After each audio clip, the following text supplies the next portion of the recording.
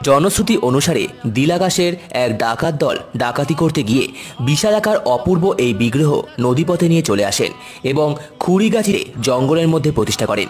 রানী রায়ভাগিনী পরবর্তীকালে দেবীর মন্দির নির্মাণ করে দেন। দেবী এখানে করাল বদনা বামাকারী, শিবের ওপর সবাসনা দেবী দাঁড়িয়ে রয়েছে। তিনি চতুর্ভুজা, ঘোর কৃষ্ণবর্ণা। বিশালাকার এই দেবীর সঙ্গে রয়েছে সপরিবারে সন্তান সহ কার্তিক, গণেশ এবং লক্ষ্মী ও সরস্বতী, এবং সঙ্গে জয়া এবং বিজয়া। এই দেবী যেন কালী রূপে সপরিবারে দুর্গা। সম্ভবত দেবীর প্রাচীন বিগ্রহ এবং মন্দির বিনষ্ট হয়ে যাওয়ার পর নতুন মন্দির তৈরি এবং বিগ্রহের নবকলেবর করা হয়েছে। হুগলি জেলার দিলাকাশের পাশের অঞ্চল খুড়িগাছিতে শ্মশান সংলগ্ন স্থানে রয়েছে দারুময়ী ডাকাতকালীর এই প্রাচীন মন্দির। এই মন্দির বঙ্গে পাঠান শাসনকালে ভুরসুট পরগনার রানী ভবশঙ্করী প্রতিষ্ঠিত বলে কথিত।